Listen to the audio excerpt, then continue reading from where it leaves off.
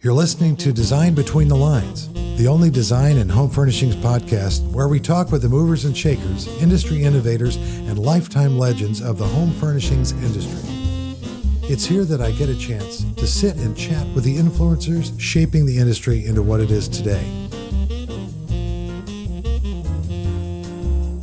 This episode of Design Between the Lines is brought to you by Strictly Santi, award-winning designer David Santiago's trademark brand, known for a clear, distinct vision that transcends from residential to hospitality design. David's unique and custom upholstered furniture, lighting, and wall coverings have his signature touch of color and graphic element. His collections are made to order and available through strictlysanti.com, American Brass and Crystal, and Bijou Wall Coverings. Embrace the unexpected and get ready to be Santified. Today we welcome Shaun Melvin, an illustrious force in the design world today. Currently the Vice President of Design and Product Development for Jonathan Charles Furniture, Shaun has successfully directed venerable collections which have been featured in publications such as Ella Decor, Architectural Digest, and the World of Interiors.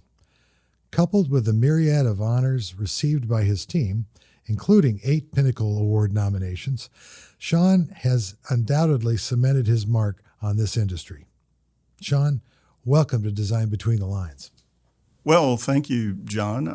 It's rare that I hear the words illustrious and Shaun Melvin in the same sentence, so I appreciate that. Yeah. Well, as a member of the International Society of Furniture Designers, I also welcome you. So thank you for being here on that and supporting the organization and young people joining it.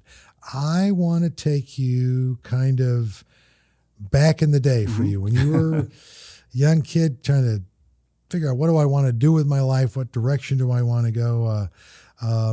Tell me a little bit about your educational background to start with. Oh, certainly, yes. Well, I grew up in the Midwest, just outside of Kansas City. I can tell by your Southern accent. Well, thank you, yes. And it started with the simple fact that I like to draw. I spent a lot of time drawing in high school and took whatever art classes were available each semester.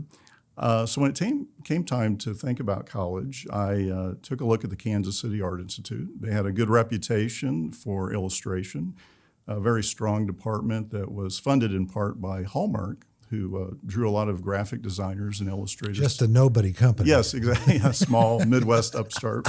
Right. So, I diligently put together a portfolio and went up to apply for the program. And the head of the illustration department, I believe his name was Jack Liu, sat quietly and watched my presentation and was very polite. And at the end of it, he said, Shaun, you can draw, but he goes, you don't really talk like an illustrator. He goes, I think you might be a product designer. So that was his very nice way of shuffling me into another department. So he encouraged me to take a few electives the first semester. I took illustration, but also took product design and history and graphic design. And he was correct. My first product class was a furniture design class. And it seemed very natural. It seemed like that's what I should be doing. So that's how it all started. And fortunately, that class had a guest professor, which was Patrick Nagar. And Patrick was then and still is one of the preeminent furniture designers in Europe. So I went straight from being on a farm in rural Missouri to sitting in a room with Patrick Nagar, critiquing my work and coaching me. So it was a nice start. Wow. Yeah. Well, and you had a professor named Roger Kraft? Yes, Roger Kraft. Now, Roger was an architect in Kansas City, very well respected. And Roger was another, I think, important touchstone for me because Roger was very much a historian as well as an architect. Mm-hmm. So he would teach design history classes at the school. And Roger is the type of guy that, in addition to running a practice, he would buy a book every week and read it.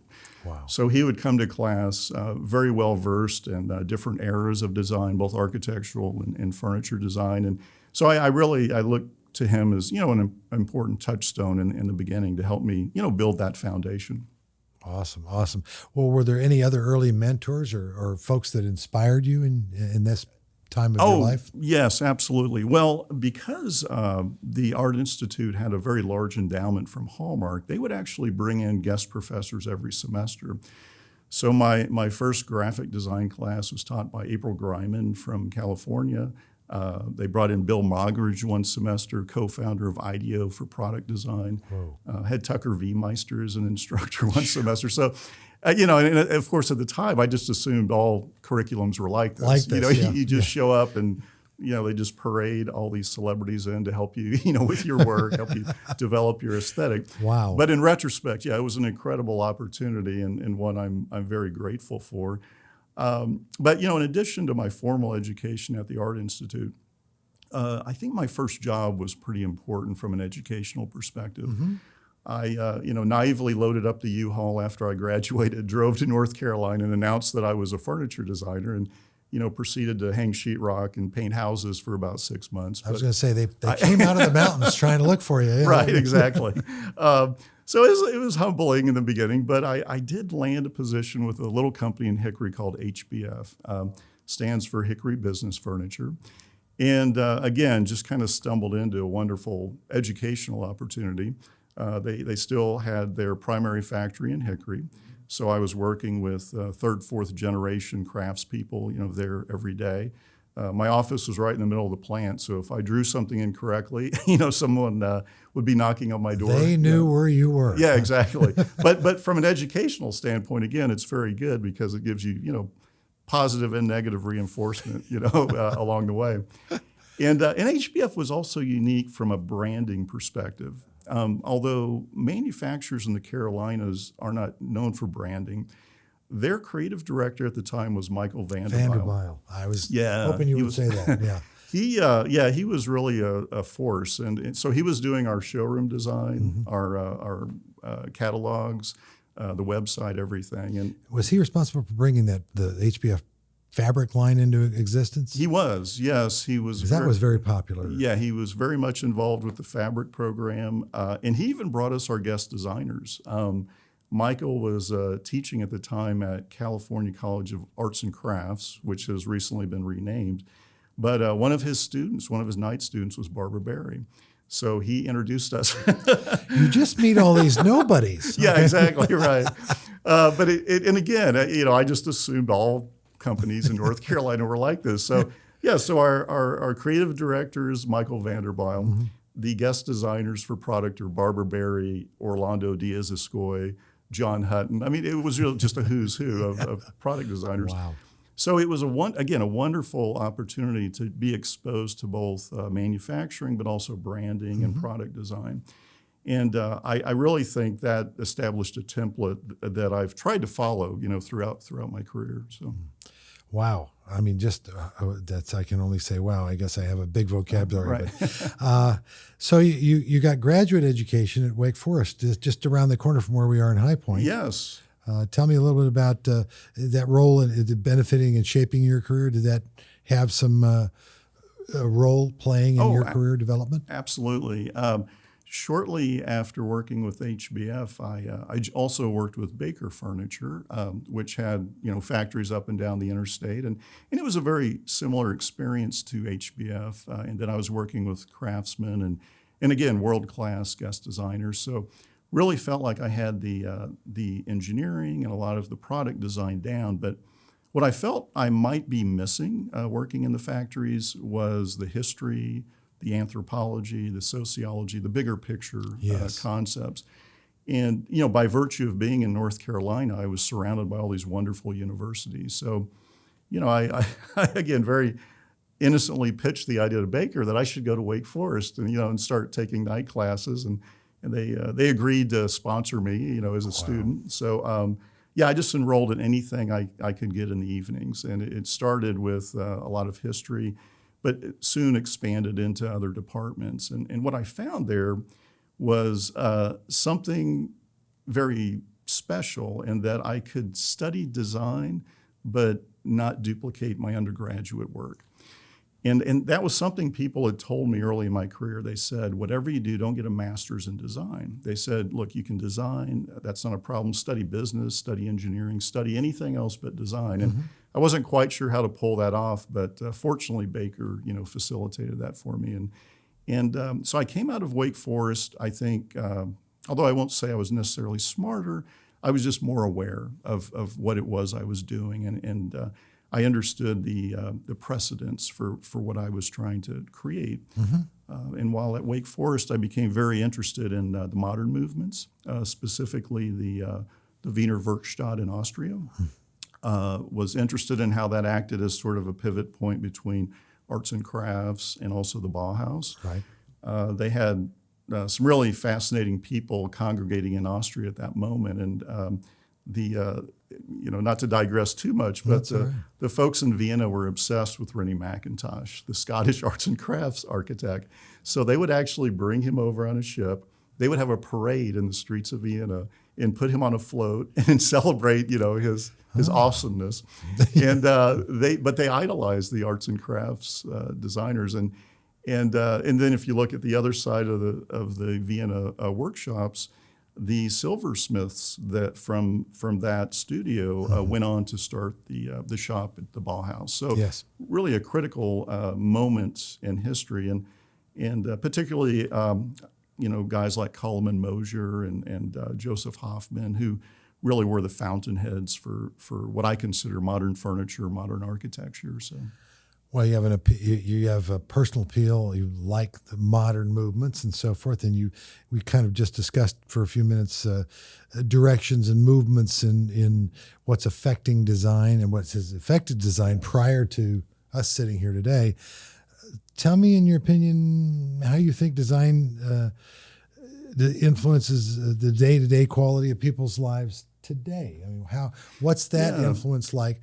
We obviously heard about the parades in Vienna. I mean, you could be having a parade next week, but we don't know. We have to check High Point's schedule. But what's your feeling about how especially home furnishings design influences people's lives today? I mean, the big word is always lifestyle, but tell me about your feeling about it. Right. No, you're exactly right. Well, currently I'm working with Jonathan Charles Furniture here in North Carolina.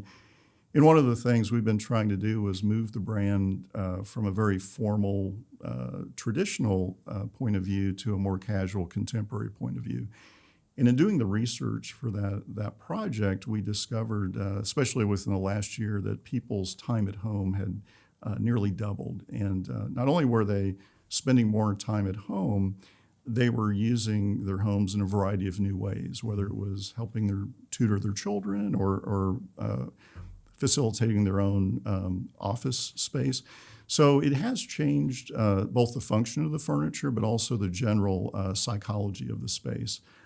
Obviously, we don't now want furniture that's terribly fragile or requires a lot of maintenance or something that you have to worry about. If you're living with it 18, 19 hours a day, it's something that needs to be a little more durable. And so certainly I think the last year has changed the way we perceive our interiors and how we use our space. Well put. We're going to get to Jonathan Charles a little bit more in detail in a minute. Let me just tell me, and this is for the benefit of students that are listening in, of people who are students of product design and those who are maybe considering a career in this business. What's a day in your life like these days with what we just mentioned about you being involved in Jonathan Charles, a division of Marcor? What's a day in your life like? Right. Well, we typically work on a 12-month development cycle. So it really depends on the month of the year, but often there's a month of the year where I'm recruiting, looking for outside design talent to join our efforts. Depending on the experience of the people I'm recruiting, there may be a month behind that where I'm working on contract negotiations. Ideally, if we can move through that by month 3, we're looking at concept renderings, probably another month of AutoCAD, 3D modeling, right into production documents. So there the job does change month to month. But I think what's unique about the last year is that I haven't really had the hands-on contact with the factory. Yeah, that's a big absence for a lot of It is. designers. Yeah. And it really does handicap you in a sense because we can use Zoom to a certain degree. We can have conference calls, but it's not quite the same as being in the space, with the furniture. So that's been certainly a new variable that has affected all aspects of our work. Did you find your explanation of the American definition of form, function, proportion, and scale? Oh, sure. Having to do that without actually physically being in front of those people is perhaps a little more, you're stressed and trained to now have to describe things that normally you would be able to physically do in front of them. I mean, there's really no substitute for being on the factory floor and as you say, describing things in person, whether it's marking up a full-scale AutoCAD print or drawing on the piece itself. Exactly. Yeah, drawing on the piece. Many people get into that just a little bit because, a lot of people don't understand that when you're, let's say this is a year or two ago, pre-COVID, and you're over there, you're in the factory, and you're trying to get a point across about a change you want to make. Maybe that's you walking down to the sample department to grab the rasp off the wall and going up to rasp an edge on a table because you couldn't figure out how to tell them about a rasp. But I mean, talk about this when you actually are drawing on a piece and making a change. What about that? No, this is a very good point for younger designers who maybe haven't worked with a large factory before. Historically, I would hop in my car, drive down the highway to Baker plant number 4 and just talk to the guys. But now, you're looking at probably an 18-hour flight to Hong Kong, a little bit of a layover, maybe another 6 hours to Vietnam, another couple hours in the car to get to the factory.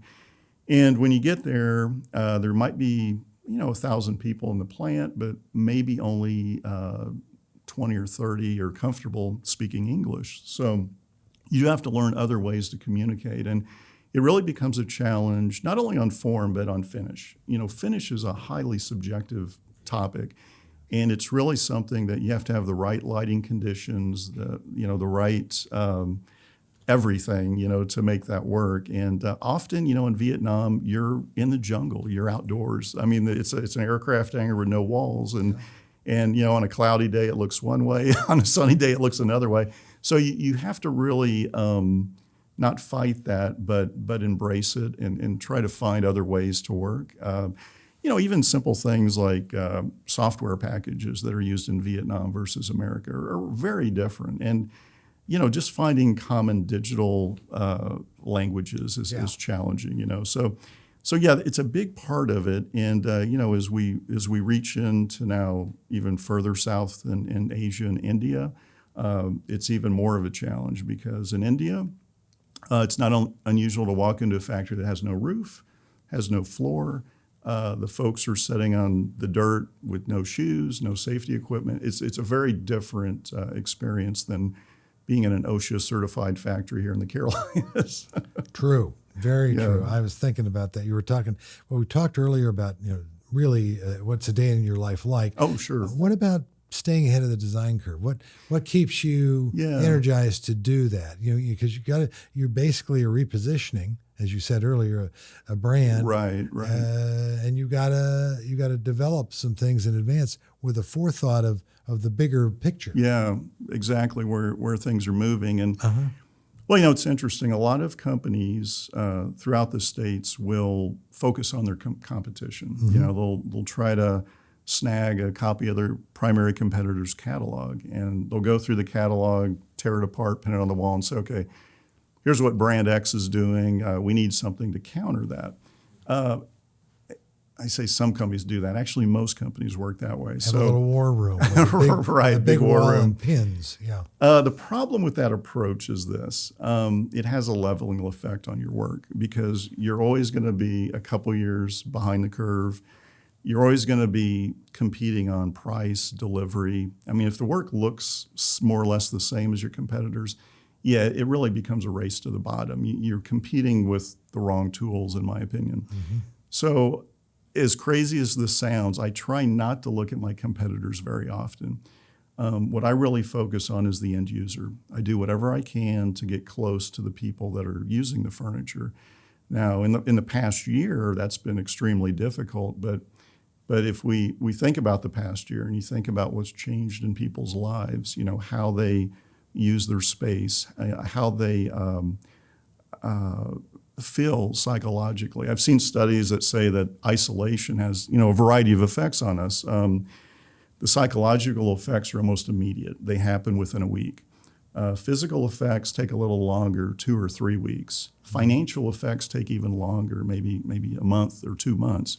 And now these are Americans being surveyed. Sure. But think of that. If you're having psychological side effects of isolation within a week, and you've been trapped in your house, maybe with young children, pets, for months and months. I mean, we don't have any data for this yet. I mean, we don't know what the long-term effects might be. Forget about our physical health, but our mental health is being impacted. And simple things like the colorations of the furniture make a huge difference when you're trapped looking at it all day. The textures of the furniture become very important.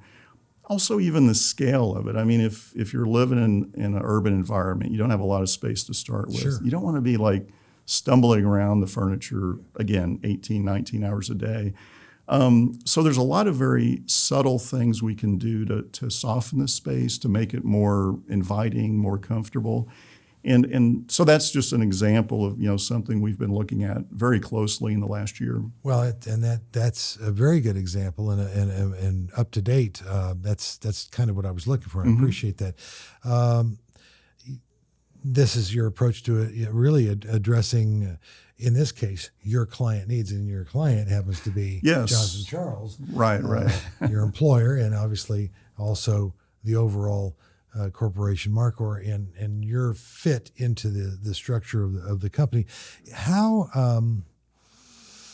in a sense, you're boosting Jonathan Charles' unique creative voice. Mm-hmm. So what is are you considering new directions to position them with? I mean, we just talked about one. What else is absolutely what that you can tell me about? What else are you thinking about? Yeah, certainly. Well, when I was at Baker, I was on the executive staff with another gentleman named James Noyak. Mm-hmm. And James was responsible for marketing and visual merchandising. I was responsible for design and product development. About 2 to 3 years ago, Marcor approached us as a team. They asked us to join the organization to help reposition the brand. Mm-hmm. And one of the first things that we noticed was that Jonathan Charles was a regional company. They had a very strong following in the southeastern United States. Right. And they were particularly strong with small retailers, mom and pop shops that would really use them to buy unusual novelty items, maybe 1 or 2 jewelry pieces to kind of, jazz up the store a little bit. But they had no presence in any of the major markets in the United States.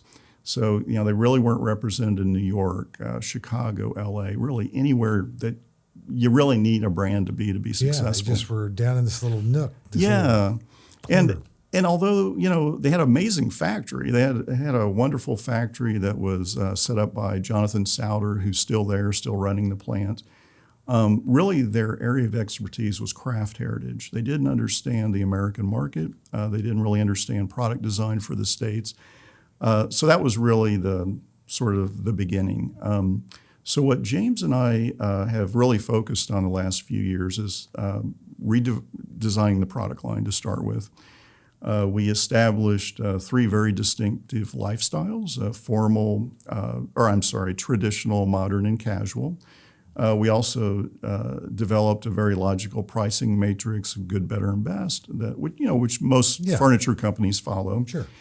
But the really big shift was we went from an item business to a lifestyle business. So when you walk into the showroom now, you experience a very unique environment for each collection. So you'll see lighting, you'll see rugs, you'll see upholstery, which was not a category 2 years ago. Mm-hmm. You'll see beds, which was not a category 2 years ago. So You're jumping into a lot of categories pretty quickly. Yes, very rapidly. And really what we're trying to do is build a toolbox for a professional designer in a major urban market. Although they won't necessarily buy the collection, what they'll do is they'll pull different pieces from each collection and mix that to solve whatever problems they need to solve that week. So really we're building a platform for the trade, I think is the best way to describe it, and really reaching into those more urban markets that have a more global audience and one that has a little bit different aesthetic than traditional English. I mean, you'll get a little traditional English here and there, but we're really reaching into mid-century Europe, reaching into Scandinavia. We're looking at different styles that are a little more contemporary and a little more relevant for the market today. And you have a pretty good idea who Ms., Mrs., Mr. Consumer of Jonathan Charles is. I guess you've created a persona in your minds as a team of who you're you want to appeal to. Is that right? Yeah, exactly. That's probably the right way to say it. If you have no business in any of the major markets, you sort of have to make up who your audience might be. Yeah, and then that's who you start researching. That's who you start talking to, whether it's a very strong retailer like Walter E. Smith in Chicago, or whether it's a strong design firm in New York someplace. You really want to start paying attention to what they're doing and what their needs are. And what we found in many cases was that people missed high-end furniture. There's just so few companies left that can do the high-end. Even brands that were high-end 10 years ago are starting to disappear. So people really missed the craft story. They really missed the veneer layups. They missed the hand rub finishes. That brings me to this question. Yes. What's the significance of good storytelling in design? And let's take that from initially, just exactly what I said, to getting that story out to who you want to motivate to buy the product. Yeah, now that's where my creative partner, James, comes into play. James is an expert at marketing. He's an expert at public relations, social media. So what he was able to do was, once I established the product story and helped the sales team understand what the narrative was, James was actually able to take that to a much larger audience. Last year, for instance, Jonathan Charles had 76 placements in national magazines. That's never happened at that brand before. Awesome. And again, congratulations. Yes, thank you. And that's James, out there every week, networking and using those editorial resources that he's developed through the years. And as you kindly pointed out, we had 8 Pinnacle nominations. The company has never been nominated for a Pinnacle Award that I'm aware of. So, again, from a product and marketing standpoint, you really have to, you have to work in tandem, and you have to move the same direction. But to answer your question more directly, storytelling is critical at certain price points. If you're IKEA, the story's nice to have, but it's not critical. Yeah, right. But if you're trying to sell somebody a $30,000 dining table, as James says, nobody needs a $30,000 dining table, right? So you need a really good story to move that product. And so, you have to be able to talk about the carving and that it's not cast. This is hand carved. These are hand carved legs. Or you have to talk about the veneer. It's a very special cut of veneer that is very difficult to find. You have to talk about the species of the wood and why it's more durable than other types of wood. Well, as you were talking about finish as well. Yes, right? Finish. Incredibly important. We just launched a line recently with Dave Clark called the Barcelona Collection. And it was very special in that we had very unusual veneer cuts, very unusual finishing processes that made it look like vintage product. And one of the things we did that I was very excited about, instead of coming in with a deluxer and polishing everything to a 90 sheen, we actually polished the finish by wet sanding it. And what that does, it creates the illusion that it's a relatively low sheen finish. But if you put a sheen meter on it, it's actually an extremely high sheen finish. So it's a very unusual illusion that makes the pieces look incredibly It's almost authentic. an old school process that you brought Very, back. I mean, yes. you being a student of furniture manufacturing and design, I'm keenly interested in what you've done, and it sounds great. I'm thinking there's a story to tell there as well. Absolutely, yeah. I mean, so because we had a factory that could do almost anything, there was really no reason to put any restrictions on them from a craft perspective. So we started really going through their archive of things that they could do, but maybe clients weren't asking them to do. Sure. And what we found was they had some incredible, historic techniques. Another one was called lacquer eggshell. It really is an ancient finish that goes back to Southern Asia, and it's duck eggshells that are laminated to a surface, and then historically they were covered in beeswax, but currently we're using lacquer to duplicate that process. And it's one of the most beautiful surfaces you can imagine. It almost looks like a color-filled painting. It has blues and greens and browns and a really beautiful palette that you don't normally see on like an occasional table, for instance. We also started doing some veneer work in the spirit of the mid-century French. It started to take on the appearance of straw work.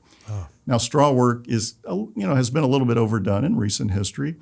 But so we were doing it with quartered bleached walnut veneers. But so it has this presence of something from the past, but can certainly function in the current era. Durable for a day. Yeah. It's that dichotomy of understanding history but not duplicating it exactly. That's kind of what we're trying to do at Jonathan Charles. Well put. Yeah. That was a nice, concise way to put it. All right, you've had quite a journey in this industry so far. I'm going to ask you always the fun question for my guests to respond to. What would you pick one of your greatest successes? You sure. fondly remember, and I'm going to use this term instead of your greatest failure. I usually have changed that to either one of your greatest challenges or learning experiences. Oh, yes, absolutely. So let me have one of each if you can remember. Yeah, no, the failures are crystal clear. I have a long list of disasters along the way. Yeah. But I'll start with the success, start with the good news. Sure. So after HBF, I joined Baker Furniture. Right. Again, wonderful craft capabilities, a phenomenal guest designer lineup. New kid on the block. Yeah, new guy, right, all gung-ho and shiny and new. And so, I'd worked there for a few years. I launched collections with, I believe, Thomas Pheasant, Barbara Berry, Bill Sofield. So I had a very nice understanding of what the factories could do, what the brand could promote and sell. And then there was a hole in the schedule. For some reason, we didn't have a guest designer lined up. So they said, Shaun, do you mind knocking out a collection of your own? So I said, oh, great. Yeah, I'll, again, not realizing what was at risk here. I jumped in and, with this stable of amazing designers. And so I developed a collection called Lexicon. And at the time, I was spending a lot of time in France working on Jacques Garcia's collection. And And, as you know, you're always a little bit jet lagged in France. So I was wide awake in the evenings. So I was on the left bank, just walking around, these cobblestone streets, looking in these windows of these extraordinary antique shops. And it was like modernism from around the world. And it was just the most beautiful stuff. And again, when you see it in person, you really understand it differently. Mm-hmm. So I had all this imagery in my head. And so what I developed was a mid-century European collection. Now, at the time, that was kind of an unusual perspective for Baker. I also, scaled the products in a way that they were maybe for a little bit younger audience, a more urban audience. Sure. And it was one of those collections that just hit right out of the gate. It was, for a while, the most published collection at Baker, had excellent sales, and it really established Baker as having an in-house design department, which a lot of people didn't realize. Led, directly to my a promotion there. And so it was a very nice moment. And I don't know that it was anything to do with that particular collection. It was just that moment in my life where you step out from behind the curtain and you actually design your first collection.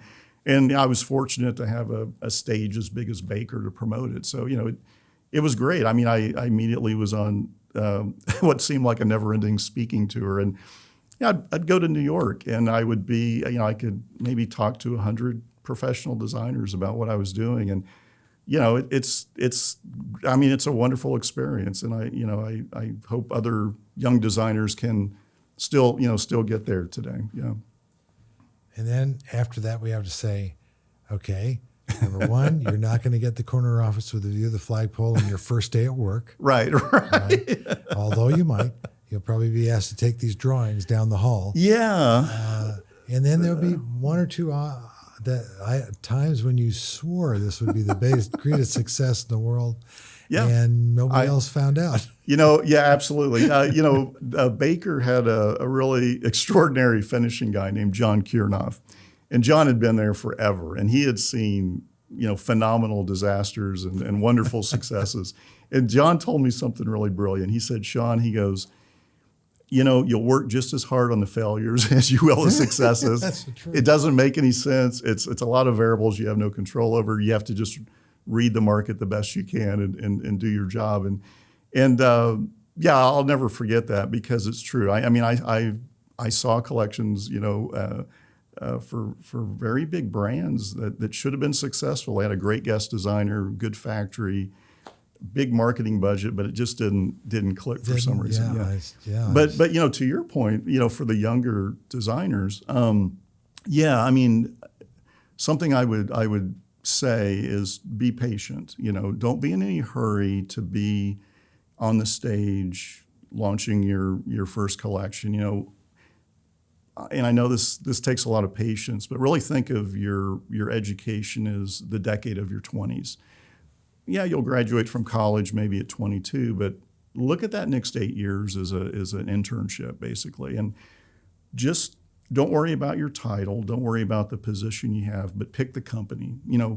Work for companies that you think are strong and are parallel with your personal brand, what you want to do. And even if you're stocking stuff in the warehouse, work for that company, because that's the company where you'll learn what you need to learn. And also, if you're still in college, I know that there's classes you have to take to get your degree, but don't limit yourself to the design department. I always encourage students to, take engineering, take business, take psychology, take whatever you can, and befriend people your age in those departments. Because, when you get out of college, you're going to need a network, and you don't want to just know designers. You need to know business people. You need to know engineers. Really try to think of design as a more holistic, activity. Speaking to that and the education side, is there a hole in today's education of product designers that needs to be filled at the educational level that's not being addressed? One of them might be running a studio, the business side of it, which very few. Another one that comes to mind is being aware of intellectual property law. Yeah, that's a big one. But are there other slots here that need to be filled by these educators? I think the history of product design could almost be an anthropology class, because if folks really look at design as a reflection of culture, as a reflection of our behavior, that goes all the way back to the beginning of human civilization. And there's objects, tools in particular, that have been with us all the way back to Egypt that we still use today. And to understand why a tool has existed for thousands of years and still serves a purpose is incredibly valuable. It's an important precedent to understand. I'm thinking particularly of the axe, which, by the way, is, it's been used for everything throughout history, from a weapon to, for problem solver. It's an excellent problem solver.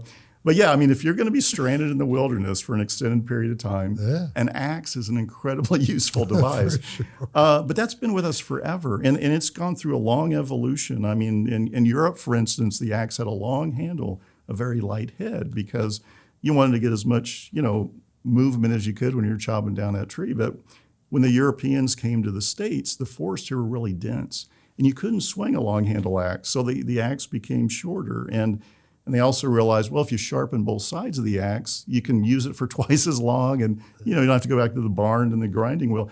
So there's all these interesting things that happen with objects throughout history that reflect where we live, how we behave. And it's so important to understand that. If you're a person that's creating material culture, it's so important to understand those nuances of form and color and You're really, it seems to me, defining what it is that is the experience of home. Yeah. Today versus what it was 200 years ago, 150 Right. years ago in Europe, in the United States, Canada, wherever. In your way of thinking, is investing in this experience of home an idea whose time really has come right now? I mean, really, it's not just the product and so forth, but it's the experience that it will provide. Yeah, it really is more about the experience. And something we've noticed in our research is that millennials in particular are very keen on the idea of experience. So much so, they will not furnish their homes. They will focus on travel and other things that happen outside the home. But again, in the last year, studies are showing us that millennials are buying sofas all of a sudden. They're buying entertainment cabinets all of a sudden. Obviously, desks as well. So, yeah, I think it's important to think of the home as more than a place to sleep. I think it's becoming a place where you spend your waking hours and where you do a variety of things. And I think if the millennials are buying into the experience at home, I think we have to really pay attention to that. The boomers, the Gen Xers still have a few years where they're kind of dominating the market, but yeah, there's new audiences out there. And again, that's something I think for young designers to think about. Whatever you think the world represents today, believe me, it'll change. And whatever skill sets you're getting by on today, you're going to have to learn new skill sets in the future to deal with that, whether it's your aesthetic design skills, your engineering skills, your understanding of the marketplace. It's in constant flux. And that's why that a broad education, a generalist education is so critical to really see things before they get there. Well, I have to tell you, Shaun, it's been a real pleasure to have this conversation with you this afternoon. Certainly. Thank you for being on Design Between the Lines. I wish you tons of success in what's coming your way soon. I appreciate it, and I have to say it's rare that I get to be on a show that I actually watch. So this is kind of a new experience for me. To me, this is like being on the Charlie Rose show, and so this is cool. Yeah. I should be so lucky yes. to have that kind of background. But thank you again for being here. Yeah, absolutely. And much success to you in the future. I appreciate it. Yeah, it's nice to talk. Okay. Thanks. Design Between the Lines is produced by Element Studio with the International Society of Furniture Designers. We record in High Point, North Carolina. To find videos of these podcasts, be sure to subscribe to the International Society of Furniture Designers YouTube channel. To learn more about ISFD, visit isfd.org. And don't forget to subscribe to hear more industry stories of Design Between the Lines.